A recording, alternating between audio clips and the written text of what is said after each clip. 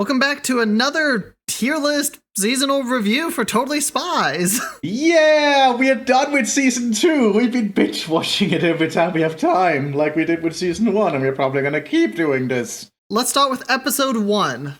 A Spy is Born, part 2. Yeah, this one started interesting because it's a continuation from an episode from season 1. Like straight out the gate, and not even the final episode of season 1, I think. Which is what made it a little bit awkward. It was episode 20 of season 1. So basically, Lumiere's back, the weird film director guy. Sam! Clover! Lumiere? So good to see you again. Basically, he kidnapped Alex at the end of episode 20 originally, and that's kind of where the first episode of season 2 starts off. He's trying to make Sam and Clover basically star in his new movie, so to speak. I'm happy to inform you that you've been cast in my latest movie, a spy thriller. As they try to rescue Alex by gathering clues from, I believe it's riddles? Now here's another riddle for you. Hickory dickory dock. The spies are racing the clock. Colorado's where you'll find the key that will lead you to where Alex will be.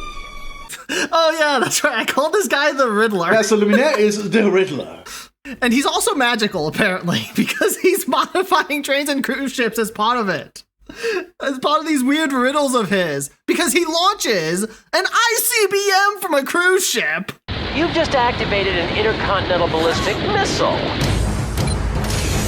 I just love explosions and big action scenes. I don't know how. And the crew didn't even seem to know, which is even more weird. But the ending is where it got really cool, because they're at Whoop, first off, to rescue Alex. She's hanging by her teeth over the edge on a chair. I'm not sure why, but I wrote down, the hell, Jerry, you can run on walls! Yeah, Jerry became really fucking mad and actually became a badass.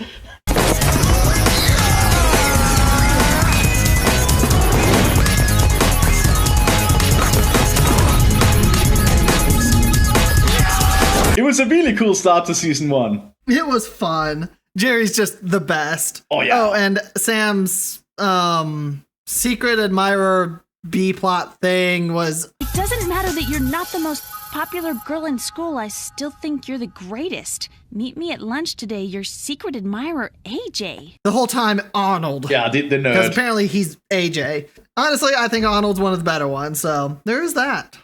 But honestly, this was an okay episode. I wouldn't call it the best, but I would certainly call this one in the great category. I had a lot of fun watching it. Yeah, I think so. And this time I've actually labeled the episodes in the bottom, so I know where everything is. Apart from one which I can see already, but the viewers will have to guess. Yeah, that's episode 7, though. I don't know how I screwed that up. All right, so episode 1 is great. Episode 2 is tomb robbing. Oh, Yay! yeah! More magic! Yeah, this one started out very intriguing. It's called I Want My Mummy.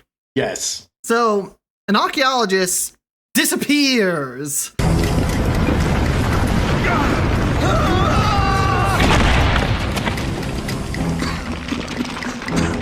Professor Elliot? And so the girls are sent to go find out what's going on. Overall, the dude, for some reason, thinks a ritual to make himself immortal and give himself awesome powers real.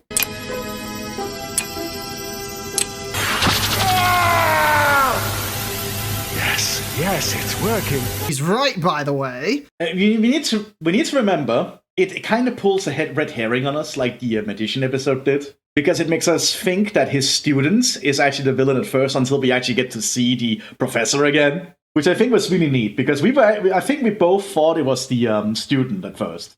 Oh, Jerry apparently has high tea at some point throughout it. You've reached Jerry at Whoop headquarters. I'm having high tea right now. But honestly, the fact that actual Egyptian god magic starts happening is like straight out of left field, even for this show, I feel.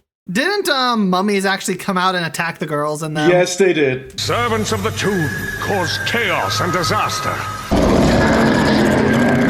Actual Mommies got awakened as he was empowering literally Egyptian god magic. And apparently, after he was empowered by it, Clover is attempting to separate the scarabs, and he's just back there laughing at them for trying it.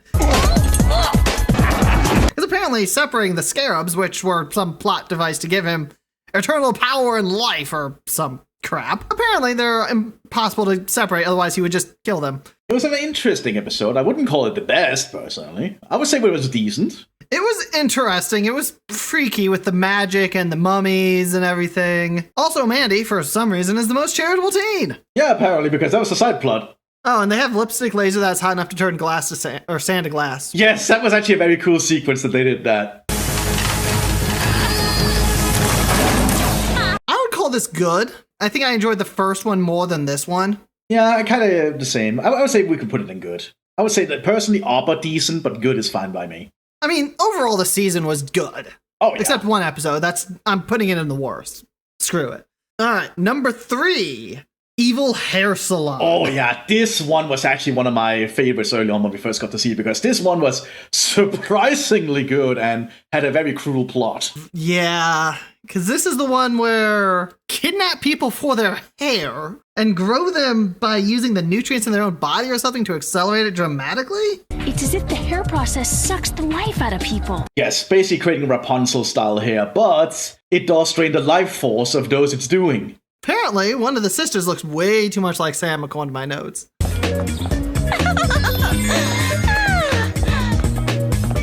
And I guess they're trying to throw a surprise party for Jerry, but he has no friends. I don't know. We can throw Jerry a surprise party. Awesome! Old Jer would never expect that from us. Oh, they had terrible accents. They were Swedish. Oh, yeah, they tried to put Swedish accents on when they were infiltrating. Oh, no, that was so bad and so stupid. We need to speak with Felicia Main right away. The future of Swedish cinema depends on it. It was a weird episode.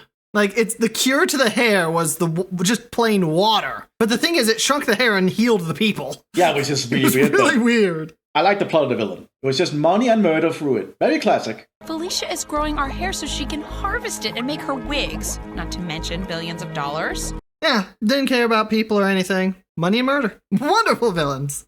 What would you rank it as? I would personally say this one was great. Perhaps almost hitting on excellent. I enjoyed it a lot.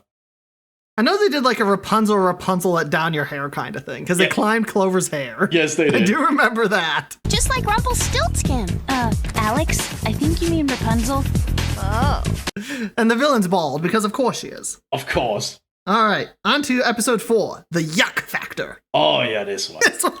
Yes, we already know that. This one. Jerry's being mind controlled.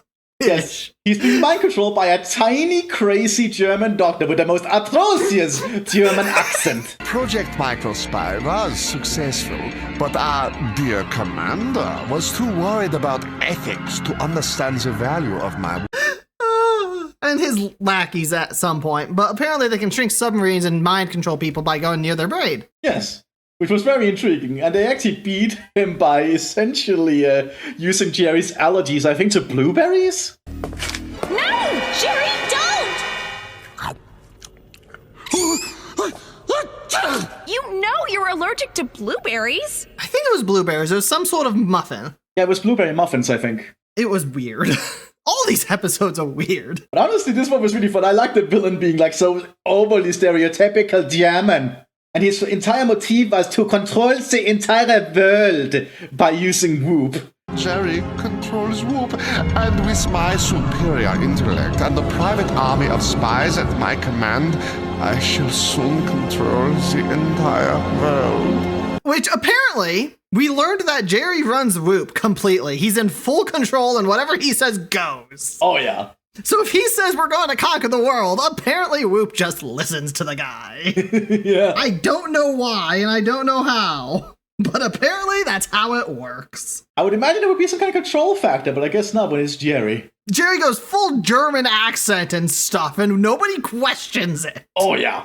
Prepare all of our combat vehicles for a full-scale invasion of... Like, I would question that immediately if that started happening to someone. It's not German. Like, your boss suddenly acts completely different, is speaking with a very, very strong German accent, and is telling you to go invade somewhere. Nobody questions anything. And there were some Scooby-Doo references within it. We also learned Jerry's divorced. To be expected, he's British and is running a secret W.O.W worldwide company thingy, so... Yeah, honestly, I enjoyed that episode a lot. I would also put that one in great, honestly. I enjoyed it a lot.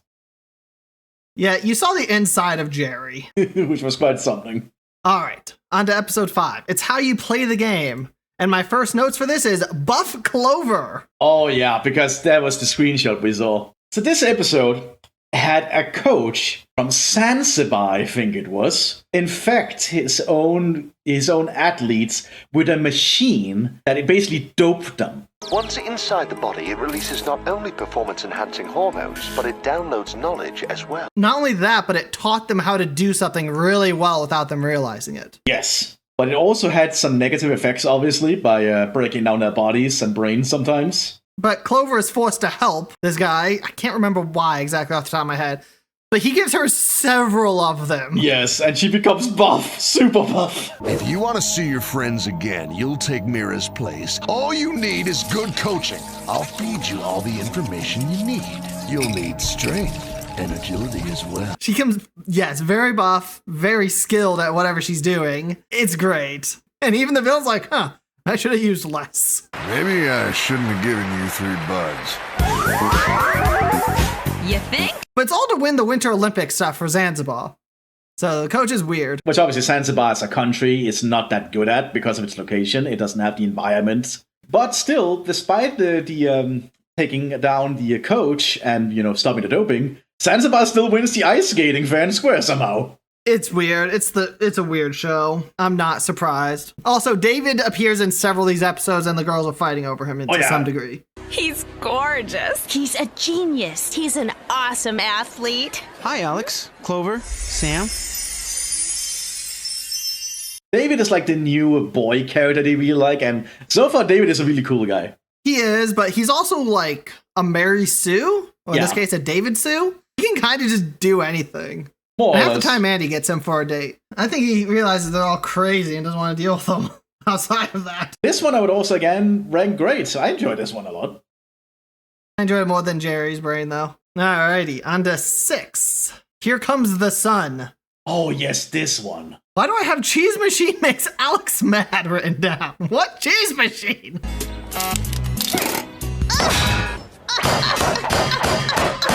Okay, yeah, this is the one about the, this villain is essentially a supermodel and is trying to cause the sun to become so powerful people need to buy a really high factor of sunscreen so she can make money. Yeah, 10K. I want the world to tan so severely they can only save their own skin by buying my brand of overpriced sunblock. It's just a money-making scheme, so very simple.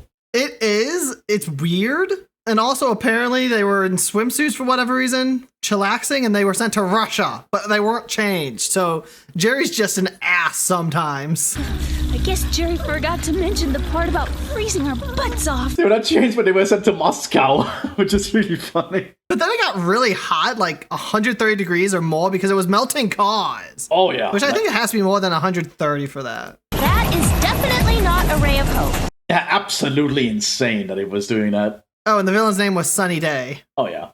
Also, and she was fired from her modeling job because of her wrinkle. Who fired me at first wrinkle? That she wants to destroy the ozone layer and make all the money. Also, the villain actually had a very cruel way of trying to kill them. She actually put them out on a boat and made a hole in the boat and just, put meat to lure sharks. That's actually really cruel. It's for the sharks. 2 skimpy steaks won't fill up a great big shark. 2 skimpy steaks and 3 nosy spies might do the trick. Very. And bad Russian accents. Oh, yeah. I would say this one was good. I would not call it great like the others. Yeah, it was a good one, but not anything beyond that. Episode 7, Green with Envy. Okay, this is the cologne one, which is making men, when they're sprayed with it, go find their true love in some hypnotic fashion.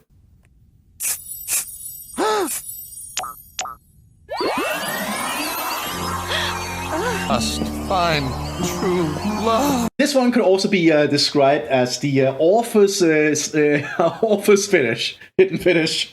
The whole show can be described as the author's fetishes. Oh, yeah. But this one was interesting because basically it was just a pheromone based on the sweats of the person.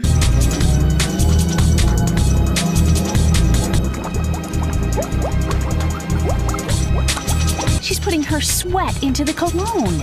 That it would make men so attracted and in love with them that essentially they would do whatever they said. But it was not perfect. You needed to constantly have them basically have the pheromone, or the man would start to, kind of get his bearings again, which we kind of see happen with Jerry at some point in it. Though Jerry's just Jerry, so I'm sure he could be fine. Oh, yeah, probably. Regardless, resist it. He resisted the German dude messing with his brain. He can resist pheromones. Yeah, because Jerry is the best. We're having our first date, darling. I was hoping for dinner and a fiddle, but...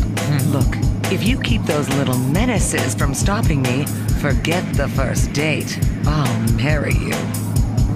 And one way the girls counteracted it was they sweated themselves and made their own version. Clover abused it when she was hijacking a plane. Your wish is my command. Oh, how about a quick mani-pedi and some of those cute packs of honey roasted peanuts? Oh yeah, she really was. She abused it a lot. I think Clover liked it. Apparently, though, this villain couldn't seduce anyone, so... Unlike you three, my teen years were rotten. I'm going to spray the entire male population with my scent, and I'll never worry about rejection again. So they did it entirely by pheromones instead. But it's not like she was ugly or anything, so it was just kind of confusing. This was to make everyone fall in love with her because she couldn't get people to fall in love with her before. Yeah, it was weird. It was very weird. I would say personally, this one was probably just decent. I didn't really find it as interesting as the others. Yeah, the best part was definitely Jerry. Oh. But then again, that's always the best part. Alrighty, episode 8. Boy bands will be boy bands. Oh yeah, this one was actually interesting. So basically, you had obviously a boy band that uses trash. It's called something specific, that genre of music, where you use household objects or trashy objects to make music, but I don't remember what it is. It's called trash. Someone is trying to take over the identities of this boy band to basically become the new boy band by taking their faces with a face-changing machine. Really weird. And it's very scary when they did it to the girls, too. Oh, yeah. I'd like you to meet the facelift of 5000.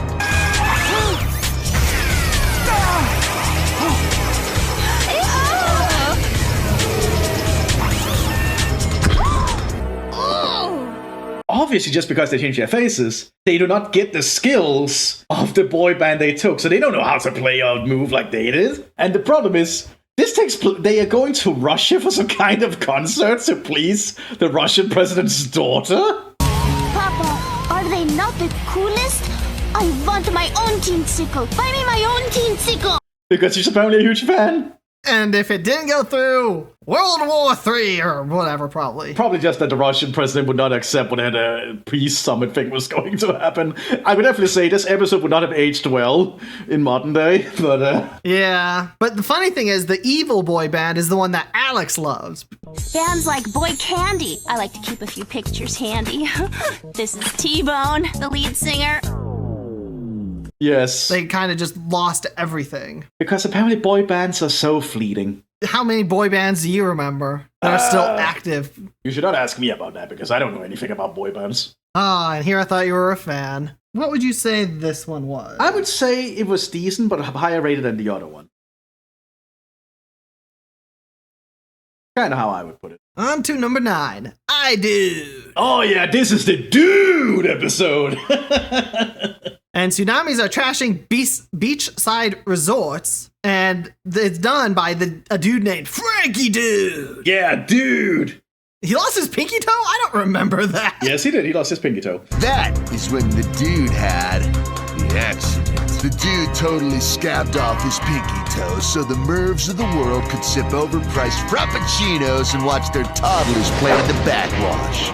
Anyway, basically, he's trying to destroy all these very fine beach, surf beaches, because they're like being covered up with beachfront property and resorts and everything, and it's kind of destroying the surfer heavens of it. Then the land sharks moved in, started putting hotels and strip malls over top the gnarliest beaches. They built breakwaters to turn the slammers into slop. Yeah, but he's doing it via tsunamis and melting icebergs, so he's also murdering countless people. Oh yeah, he is mass murdering people by doing this. Using the Mondo's laser cannon, the dude carves these mambusiloid chunks out of the Antarctic ice shelf. Then they crash into the ocean, creating an accelerated ripple effect from which the tsunamis are formed. But I think this episode really did great, which is hilarious. It's just all the surfer speak, because they actually are speaking in surfer speak. Ugh, it was terrible. But Clover can speak surfer speak. That smelled totally wicked. We just spec'd out your moves in the green room. Righteous. You've got to be kidding. Oh yeah, she's great. The weirdest thing, though, in my opinion, were his henchwomen. They were all in metal bathing suits in the Arctic. Beach bunnies, put our 3 little grommets in the tanning bed of doom. And they were called beach bunnies.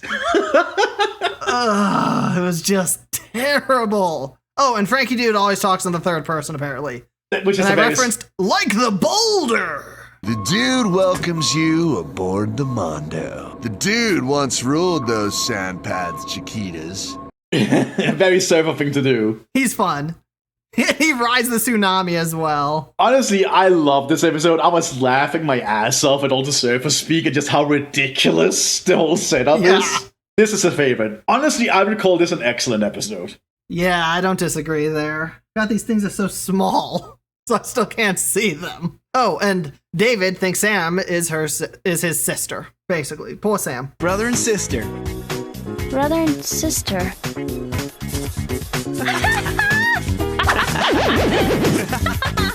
All right, time for the Mother's Day episode, Mommy's Dearest. Oh, yeah. So this is taking place based on Mother's Day. And the girls' mothers, who are the only family we ever get to know about, I think, they go to a spa resort kind of thing.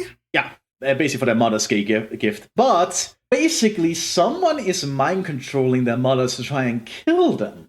And it is a returning villain. And he's very strange when it comes to it. Yeah, he seems like he has a bit of a mommy issue. Throw your daughter in the sauna, then come home with me and do my laundry. Oh, anything from my little Timmy. Yeah, he's a villain, so of course he has a mommy issue. Though speaking of moms, Clover's mom is voiced by Maddie in Danny Phantom, and I could not take her seriously. Oh, it's wonderful. Don't be silly, honey. I bought this bathing suit on my honeymoon in the 70s. Yeah, you actually mentioned that a lot, yeah. And Clover's mom attempted to drown her, Alex has pushed her into traffic, and Sam's pushed her off a cliff. Hey!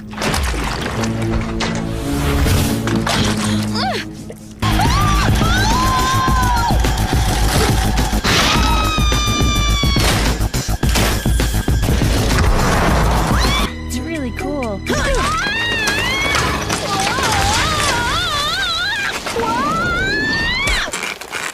So these mothers are brutal. Well, they were mind controlled. When they're mind controlled. They're still brutal. Those are some murderous ways to kill people. And we got to see Jerry's mom. Also, we know Jerry, instead of telling people he's like the ruler of Whoop, he actually is just a manager at a hotel chain. In order to keep my secret agent identity, well, secret, I have told my mother that I am a hotel manager. Yes, apparently. More or less.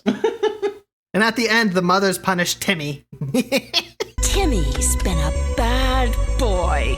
Timmy needs to be punished. Let's wash that rude little mouth out with soap. Oh, yeah. And I don't think they had memory of any of this happening. Oh, they did not. They did not have any memory of it. But yeah, I kind of feel bad for Jerry. His mom runs his life. Definitely seemed that way. But honestly, I like this episode, and I was a little bit afraid that the moms would just look like exact copies of the girls, but they didn't. I actually quite liked this one. I would say it was great. Yeah. It was a great episode. Honestly, simply because Timmy needed to be punished, I have to put it above those two. On to Zoony World! Yes, number 11.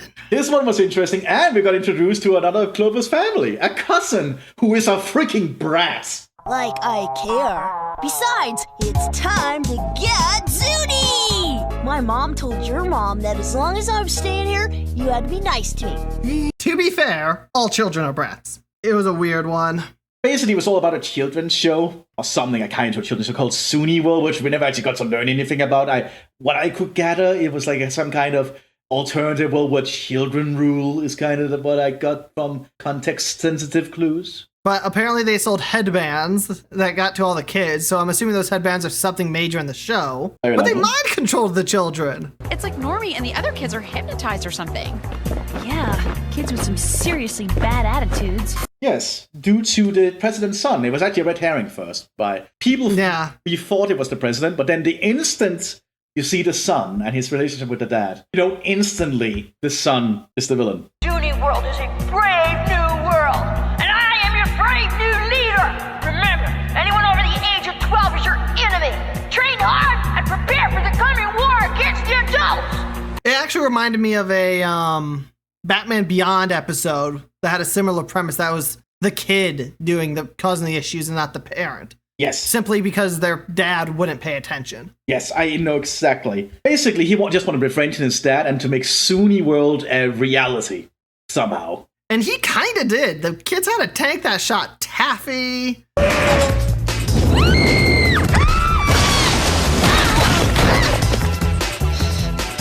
Taffy. Also, Edna Mode would hate the kid because he wore a cape. No kicks. And then, it was fun. And at the end, Clover had a nice cousin for a while. Here you are, girls. Can I get you anything else? I love you. I know you do. Yeah, she basically used the headband to control the cousin to make him more a good boy. I would call this was another great episode. Alrighty, number 12, First Brat. It was stupid, but in a good way, I feel. So, the girl's mission is to babysit. Yes. The president's daughter. A president who is very Texan, I will have to add. Put a rattlesnake in my pocket and ask me for a match. How y'all doing, Bubba? Very Texan, yes. Also, Jerry can go fishing with the president. Basically, Jerry and the president is trying to go on a fishing trip to try and see if he can get into the president's good graces to get a promotion of some kind. Anyhow, how about you and me doing some fly fishing this weekend and maybe chewing the fat about you joining the A-team here in Washington? Though, would you really want to lose full control over Whoop? Yeah, I don't know. To get some promotion? Like, seriously. Must be a very weird relationship. But basically, we learned that the president's daughter is a fucking brat. Like I'm really gonna listen to a bunch of bubble-headed valley girls. Yes, but she knows when to turn it on and off. Yes, basically. So when she's around people like her father or the Secret Service, she's not really a brat. My father told me how you guys go around saving the world and stuff. I just wanted to say thank you. She's very polite. But when they're not around... Oh, she turns into a menace. Yes, quite the menace. And the girls are constantly trying to not let the Secret Service realize she's a menace, and they're having issues with an 11-year-old. Yeah, more or less. And when they're looking for her, sometimes they just open random things and there's just Secret Service dudes in there. See what's behind door number 1. Huh? Also, the White House security is useless. I swear, it has no use in this show at all. Basically, she gets kidnapped by a robot spider. And the villain turns out, I believe, to actually be the original nanny of the kid. The nanny, and she wanted to free her, was it brothers? Oh no, husband. Yeah, husband, because she also wasted her 2 sons. But then she also wanted to take over the world with him, so I don't know. It was very weird. If you'd like to see your daughter again, prisoner 34343 be brought to the top of the Washington Monument. Mrs. Quivers is really one half of the famous Svetlander gang. They attempted to. The girls saved the day like usual. Jerry didn't catch a single fish. And he didn't get the promotion because the president was like, stealing you from Whoop would be a downright disservice to the country, so I accept your formal withdrawal. But the girl got a little better at the end. And then we probably never see her again. I don't know. I would say it was a good episode. It was not great, but it was good. I think it was the best of the goods, though. Oh, yeah. Because it was fun with the Secret Service and everything, just randomly finding them. In the weirdest places, mind you. All right, number 13. Wow! Basically, this one was very weird, but I actually quite enjoyed it, but I also feel there's a lot of missed opportunities that we'll probably catch up on a little bit. Yeah, what did WoW stand for? Women of Wrestling, I think. Yes, Women of Wrestling. I originally wanted to be World of Warcraft, but it didn't work out. They would invite women to a wrestling match somewhere, and eventually these women would go like berserk.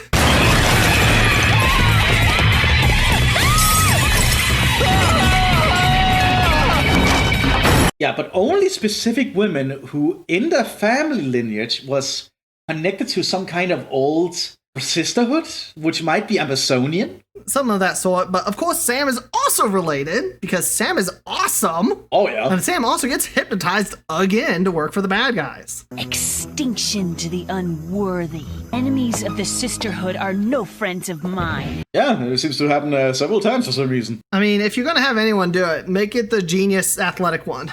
They were being controlled by this old lineage through magic, which I can only presume it to be. Basically. And we first thought Mod would be blocking it. But apparently it's not Mod. It's apparently ash from the volcano where they have to do a ritual. And this volcano is obviously in Greece, which is like another hint at it being Amazonian in nature. And they got from like LA to Greece in like less than 2 hours somehow. Oh, yeah.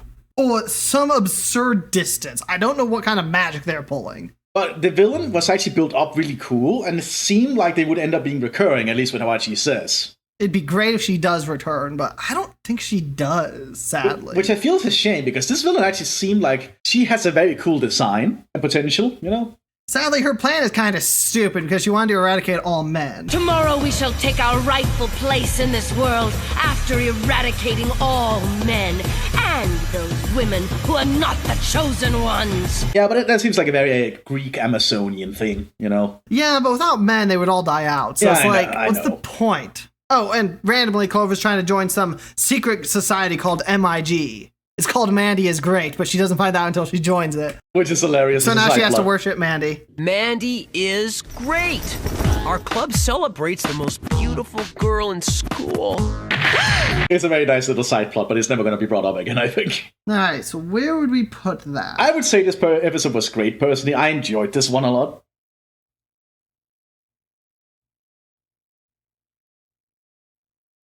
Yeah, Arnold's also a part of the secret society. A lot of the guys are, I think. Yeah, a lot of nerds, I think, actually. And to be fair, that seems when you're either an athlete at that school or a nerd. There's no in between. It's very Hollywood, because obviously it's Beverly Hills. It's going to end up being like that. Episode 14, Stark Raving Mad. So, Sebastian escapes from prison. Yes. This is the dude from the very first episode. Yes, the original villain that was using music through, obviously he was using a younger musician back then to get his message across and trying to hypnotize people. But here he's just using himself as a DJ to do it. Looks like it's time to mix things up. But he's demolishing the girl's favorite hangout locations, basically. Basically, the entire motif this time is just revenge. He just wants to destroy the lives of the girls that got him behind bars. Those raves end up destroying every single place the three of you hold near and dear. And he does this by essentially making these underground raves that makes people go absolutely bonkers when he plays a specific part of the music.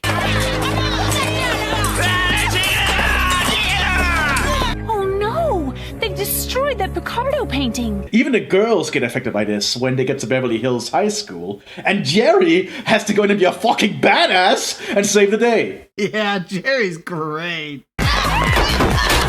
Girls, listen to me. No, better yet, don't listen to the music. Care to dance before you die? And I like that he's getting more screen time, because I think he kind of deserves it. I mean, he is like half the show. He's British after all. Oh, yeah. He is half the show. I would say this episode was great again. I would not highlight it as the greatest episode, but I enjoyed it a lot. Yeah, it was a fun one. And he wasn't even trying to kill the girls. It's like, I'm just going to ruin your lives. Yeah, he just wants to ruin their lives. Screw you. So episode 15, Starstruck. Basically, there's this TV show that's like, that's basically a spy drama kind of thing. And because there's Days of Our Spies. Yes, that's what it's called. And basically, someone on the show gets basically incapacitated, which I think is one of the main stars, actually. Yeah, it's the main good guy, the main spy. So the James Bond, basically. The actor that plays him goes missing. He's kidnapped because he was bribed to buy donuts. You are so not on my diet.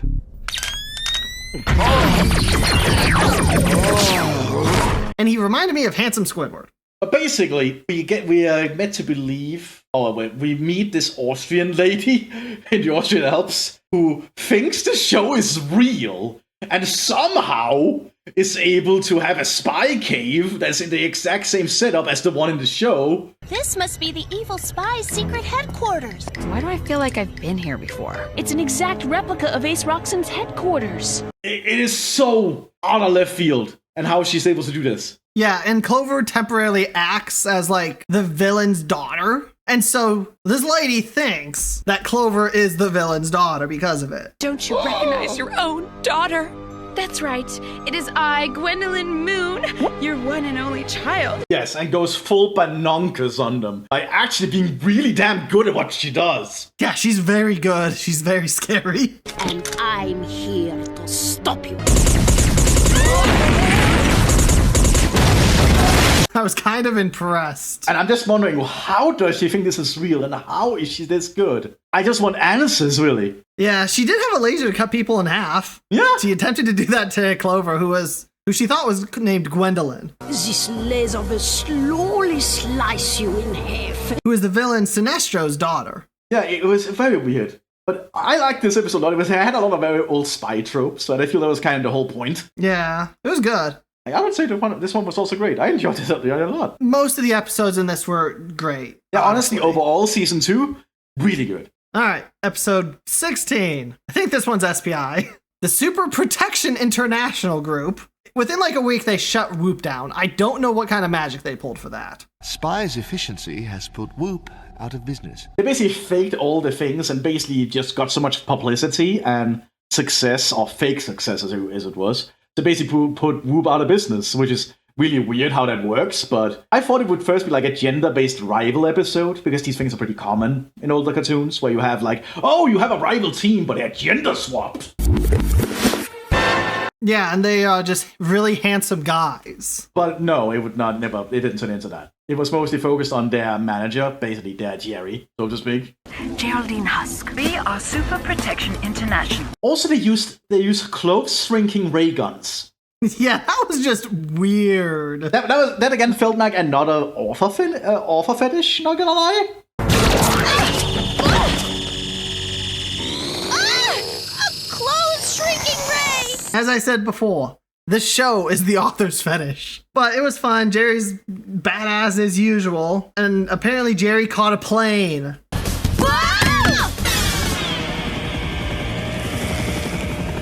I'm not sure how. And the girls escaped via flying saucer at one point. Huh. What are these notes I wrote? Oh, the villain's motive. I found it. She couldn't become a W.O.W spy, so she formed S.P.I. and just decided to steal the money in the world once they shut down W.O.W via faking all this. Yeah, it is such a simple motive and just, petty, but I like it. It makes some sense. It's another money scheme, but also a revenge plot, so. I thought this one was good, but I didn't think it was as great. If it was an actual gender rival plot, I think it would have been better. I think it was still good. All right. On to a cat-tastic joke. So, Mthis, why couldn't the cat read the morning newspaper? Why could it not read the morning newspaper? Could it be because the cat is a night person? You're not doing enough puns. These are all punny. Of course they are. No, it's because he is illiterate. Illiterate? Yep. Oh my god. So, episode 17 is Animal World? Yes, Animal World. So this one, the villain's motive was weird. He was making intelligent animals. Yeah, I was thinking this plot would go a different way, but I actually liked the way it went. Basically, the villain thinks that humanity is the bad guys for, treating animals badly, which, to be honest, we sometimes do, and we're not the best at preserving nature. Basically, he thinks that humanity has run its course. And what I think I'm doing is empowering animals to rise up against the humans who've kept them in cages for so long. And animals should have the chance. He has made a gun that can give or take away sapience, which is absolutely ridiculous and insane.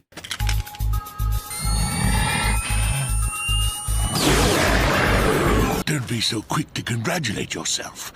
I'm far too intelligent to fall prey to your foolish little gadgets. But he's also really smart, and he's giving his intelligence to these animals. And it has a very cool twist that I did not expect. That the animals he actually turns on him. There's a new mission now, Dr. Fox.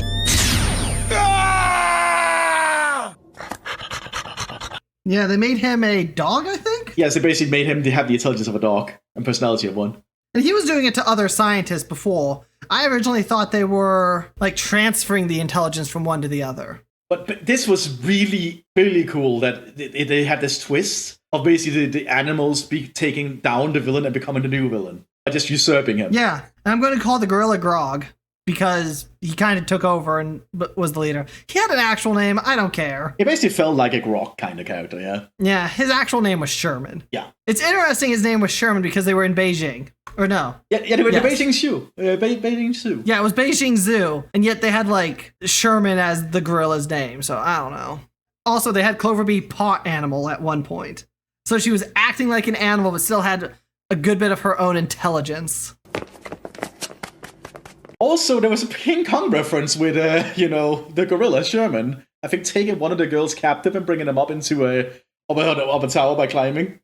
Humans' days are over. The animals will rule the earth! Yeah, it was Alex. They kidnapped. I think the weirdest thing, though, the thing that I question the most is, why is it that when they all got intelligent, they just started walking on two legs? Like, every animal, like the zebra, too, was the same way. That was very left field. Thank you, Sherman. It's great to finally be liberated. Like, a gorilla's one thing, but a zebra? I don't think they're supposed to be able to walk like that. I don't think they can, no. Another great episode, in my opinion. Yeah. How is that the thumbnail for that? That does not look like it has anything to do with it. It does because of the whole David's talking about rejection and stuff, and Clover, there's a company picnic in Beijing. Ah, yes, they had the whole side plot, yeah. It was all really into the side plot. Mandy is, of course, involved because, Mandy. Number 18, Nature Nightmare. Oh, yeah, this one. This one was also a cool one. It was kind of like the previous one, with how the whole setup with the villain essentially thinking humanity has gone too far and try to protect nature.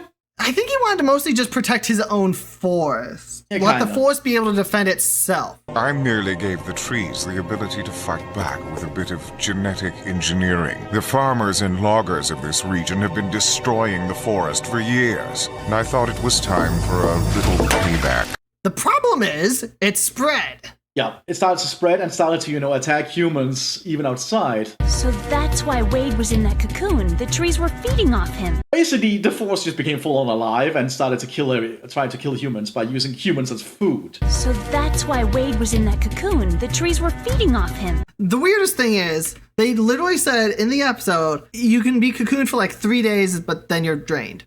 You're dead. This was happening for like a year, and yet they still rescued dozens of people. Either a lot more people went in there and died and never were announced, or they just kind of said screw it and just kept everyone alive. Yeah, it's very hard to say with a show this old, especially in that time period and for that audience, but I really like that the villains were having somewhat realistic motives of, not being just full-on plain evil. They actually had a reasoning there. Yeah. His name was also Rasputin, so... Yeah, Rasputin Zero, I think. Welcome to my living forest. My name is Professor Rasputin Zero. Yeah, weird guy. Yeah, and I would say this was a great episode. Yeah, most of them are just great. Alright, on to episode 19. Alex quits! We lost Alex, everyone. Yeah, this one was also cool. I think this is actually one of the better ones. There's a person that somehow is able to cause slow motion to occur. This is so weird. By basically slowing down I believe it was the molecules? It slows down people's molecules and makes them in slow motion, but they're slowing down cities and stuff. Yes. But at the same time, Alex is screwing up more than usual. Yeah, way more than usual. I've got something that'll blow you away. Honestly, she is either hyper competent or she's hyper clumsy. That's it. Yeah, very clumsy. She's either hyper competent or hyper clumsy, based on whatever the show feels like doing at the point. And I don't know why, because she's supposed to be the athletic one. Oh, yeah. I guess she's not the smartest tool in the shed. Yeah, she's done plenty of things in her previous episodes where she really makes mistakes when they get called into W.O.W, and Sherry says something and she completely says something that's completely wrong. But anything athletic, she should be fine with because she's supposed to be the athletic one. Oh, yeah. Also, we get introduced to another spy in this one. Brittany, who is basically the three girls in one. I'm captain of my school's squad. In fact, the only thing that can pull me away from practice is a good chess game. Yeah, she's amazing. Like, seriously. I thought for a while she was actually the bad guy, or at least just a bad person. But no, she's actually just really cool. Yeah, she is a legit W.O.W agent who is there to learn Alex quit because Alex thought she was being replaced. I can't do this anymore. I quit. You don't need me. You have her. But she's not being replaced at all. She's literally just there to be ready to get ready for her own spy team. Yeah, she was just there to be, hey, this is how a normal team operates. Ignore Alex for a moment while she's quitting and everything. But because Alex quits, she gets to go spend time doing her science experiments. And doing the science experiments, she learns about molecules and heating up and how that affects the molecular structure with heat by microwaving soap. Because that way you can make soap float. Heat affects the molecules. I'll be back. Oh. And the villain, he was an asshole. Great dude. I think it was a guy. Yeah, it was that guy. And he was from Greenland, surprisingly. And his motive was, everyone called him slow, so he's going to make everyone else even slower. Can't have a raise. You work too slow. No, Willard, you can't be on the track team. You run too slow.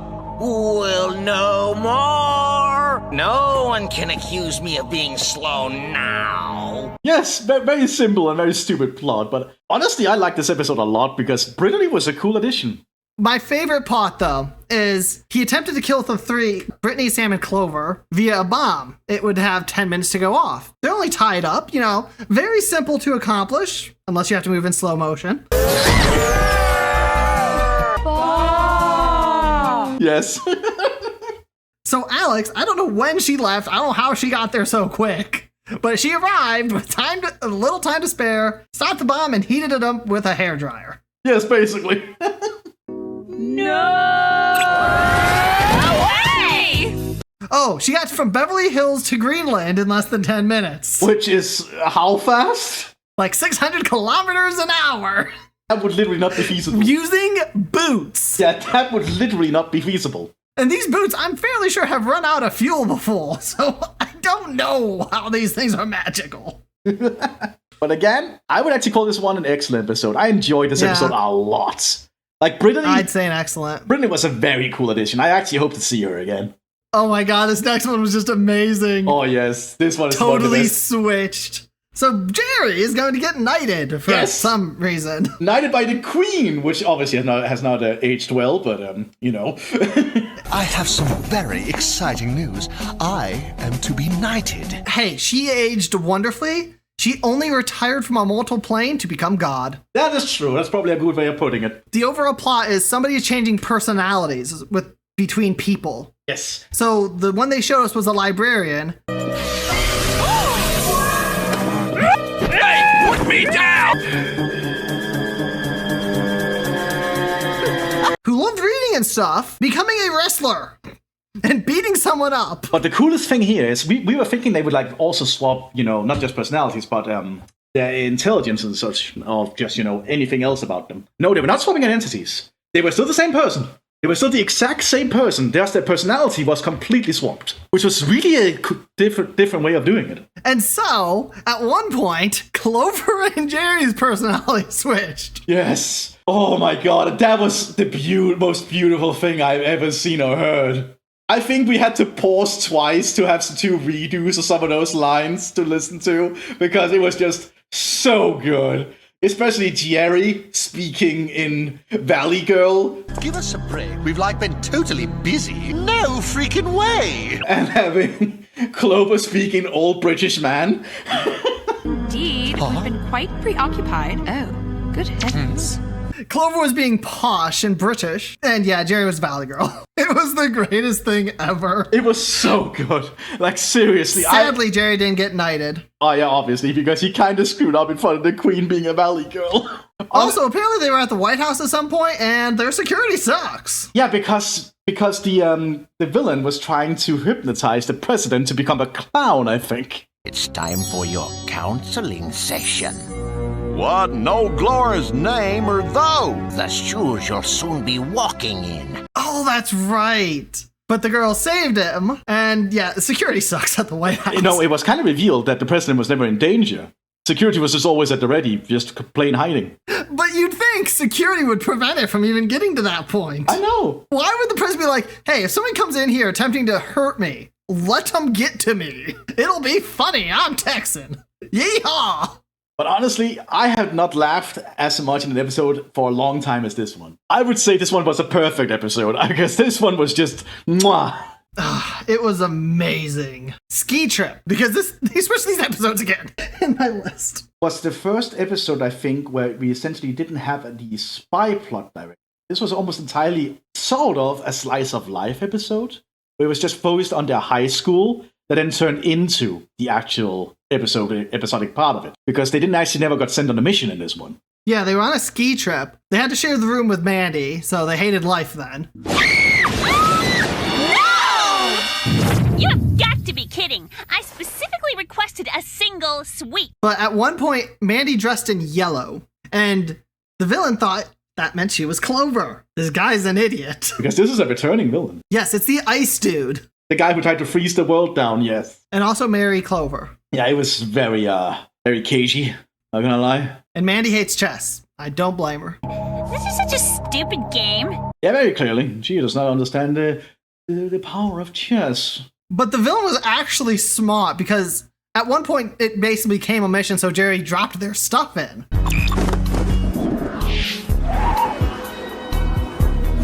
He's quick, that Jer. And later on, the villain snatched their stuff. And started using it. Yes. And Alex apparently wins a snowboarding race that was happening. Because they said she could, and so she did. No one beats Todd. Did he just refer to himself in the third person? Yeah, which is exactly where he's finishing in this race. This is what I mean. She's either hyper competent or hyper clumsy. Also, I believe Mandy is the reason they all survived. She was like looking at a compactor or something like a mirror, and the villains decided, I'm going to shoot a laser. Huh? And it reflected off and hit him back. Yeah, it caused a avalanche on him, I think, which is pretty funny.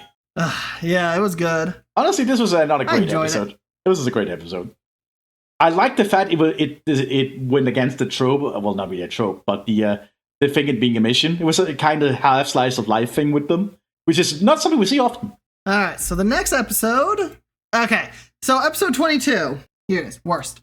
Okay, it's 90% flashbacks. Hated it. They ran up 90 flights of stairs. Villain's an idiot.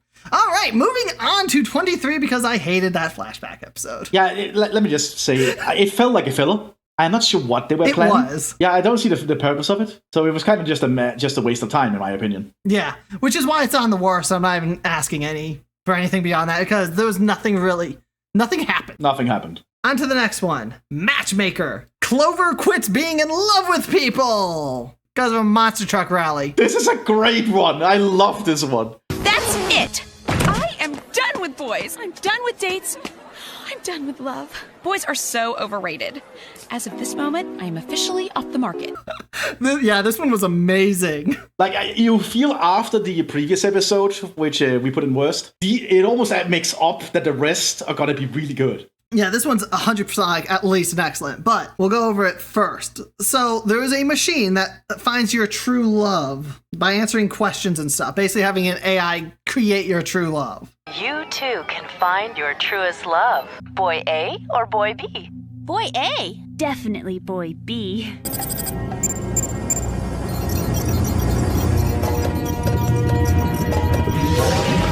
The villain? Well, he's a strange one. Basically, the villain uses this information to essentially be able to disguise themselves as the perfect boyfriend and basically seduces all the girls in Beverly High. Yes, he has quite the harem. But all the guys at Beverly High don't have any dates for the upcoming dance because all of the girls are bringing their perfect boyfriends. Date for the dance. Seriously, what? So, you want to go to the dance? Should I pick you up at 8? Will you marry me? Step off. They're all so enamored, and the wonderful thing is, there's no mind control going on here. There's no magical stuff going on. There's no pheromones or anything. It's just because he's so good at representing himself as the perfect boyfriend to each individual girl somehow. He's quite the actor. Oh, very much so. Though apparently Mandy's love interest is French, so... Oh yeah, that was so weird to see that. Ugh. Foliation is très bon. Not as très bon as the sound of your voice, mon petit crêpe à sucre. But yeah, Clover's trying to figure out everything herself because Sam and Alex are worthless because they're so deeply in love with their perfect boyfriend guy. Yeah, they're completely broken by being love struck. Oh, sorry, Clover. I was just thinking about my dream boy, Chet. And I was thinking about my adorable Marco. Well, the reason why the villain is doing this is simply because he got rejected on Valentine's Day, and so he wants to basically have everyone's Valentine's Day ruined. Last year, the love of my life broke my heart when she dumped me on Valentine's Day. And now, I'll get back at all women by dumping them on Valentine's Day. Yeah. But he also works at, what was it, a jewelry place? Yeah, a jewelry shop owned by his mother. Yeah, he's scared of Mummy. Yes, Mummy? Have you made a sale to this girl? No, not yet. And, well, at the end, they're trying to figure out how to punish him, and so they call his mommy. Yeah. What are you gonna do? Have me thrown in jail? Eugene! No! I pity this guy.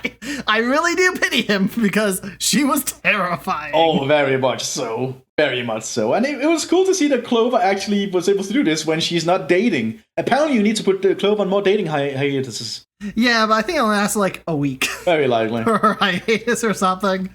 Okay, as I said, it's at least an excellent. I would say this was an excellent episode too. This was a really, really excellent episode. I enjoyed it a lot. I think it's the best of the excellents. Oh, so far, currently. On to the next one. Brain Drain.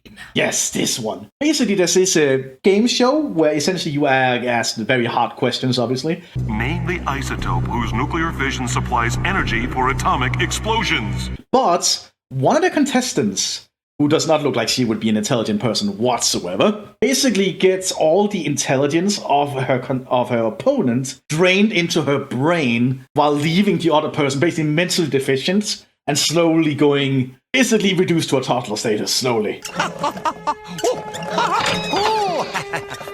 out there. Either childlike or a toddler, depending on things, yeah. But it'd be a very young child at best. Yes. It really affects everyone, and of course, Sam's affected. Yeah, because Sam was invited to this game show because we all know Sam is a wonder child. Yeah, she's a genius. Hurry up, Sam. You're going to be late for your date with fame and fortune. It's brainbuster time. And they figured out it was the host along with this other girl and their evil... What was their plan? They were draining the brain for some reason. Yeah, basically, they were trying to make her the most intelligent person ever so they could rule the world together.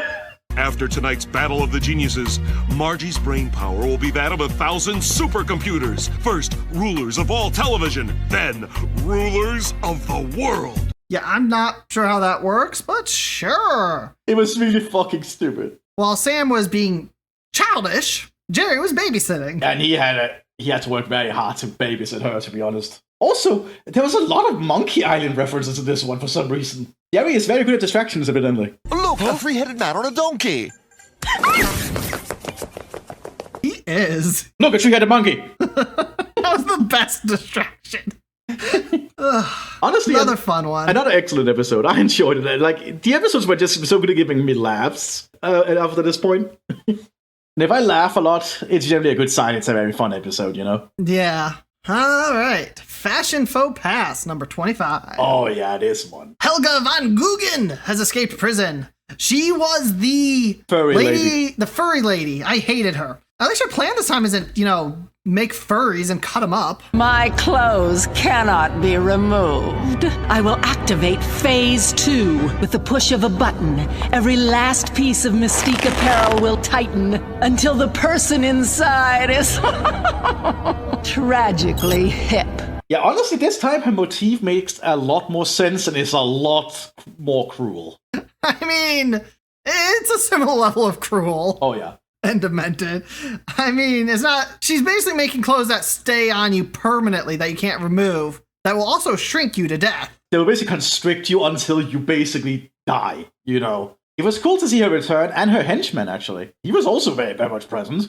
Ew, it's her oogly googly little sidekick Trode. And it looks like he's gotten ooglier. Yeah, he has quite the look. he's very noticeable. Yeah, he's very noticeable. But basically her plan was mass murder. By first making this brand that is like very famous and everyone is buying it. Tomorrow on Fashion Network, Mystique's true identity will finally be revealed during a gala fashion event. Putting it on, and then just activate them and make them crush people worldwide. Absolutely demented. But people, when they found out she was actually Mystique, the secret designer, they wanted to remove her stuff because I guess they hated her. Helga von Guggen! Oh, you're crazy! I swore I'd never wear your designs again after that fur coat thing. Yeah, because we all know what she did before. How much of that's public knowledge, though? I get a feeling it probably went pretty public. I thought it was like her own designs from before they didn't like. So I don't know. Steam apparently helped loosen the clothes, so I guess hot climates or something you'd be fine. Very likely. Steam! It gets out wrinkles! Also, the B plot was hilarious. Poor psychic dude. Yeah, basically, Sam meets a psychic in the mall, or, well, a psychic. Change is coming soon. You will increase in wealth, meet a tall, dark stranger, then take an unexpected trip. And basically, he says the most vague stuff, and it coincidentally turns out to be somewhat true what happens for Sam. Which is how psychics operate. She gets completely hooked. And she's like calling him every 5 minutes. Yeah, it's absolutely... and he's still accurate. Answers I seek lie within. A hidden pocket. But it becomes very obvious that he gets very tired of her too. But it's also very obvious he's not trying from our perspective, and yet it's still right. Yes, but it then turns out in the end that he also has a sidekick. He's not just a sidekick. Yeah. He's also a clown for the children in the mall, which is nice of him. And Sam got unobsessed with the psychic. Perhaps he has something against clowns. Who knows? To be fair, I have things against clowns, so... Very likely. I would say, again, a very excellent episode. I enjoyed it a lot. Yeah, another good one. All right, the final episode. Toying around. This one was very intriguing. First of all, we get introduced to another of Clover's boyfriends, Randy, who is a total simp. Dude's a total simp. Yeah. Isn't Randy just the best?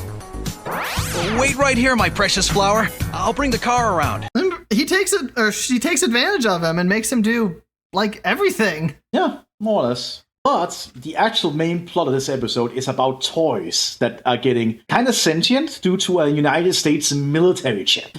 An AI chip, I think. Apparently, it was like stolen originally a year prior to the episode by some dude named Seth to create cooler toys. Yeah. About a year ago, I borrowed a few chips from them to make my soldiers the most realistic toys on the market. I didn't know they would make the toys act this way. It's like they have minds of their own now. They came alive because they were military toys. And so they, the toys, broke into the military base to get more chips. And start activating more toys. Basically, the toy soldiers started acting very organized, and actually surprisingly organized, to be honest. And these chips are magic. They're like nanomachines or some crap. Yeah, kind of. They attached, and then you see wires come out and take control, and basically make a body for the toy inside it, I guess.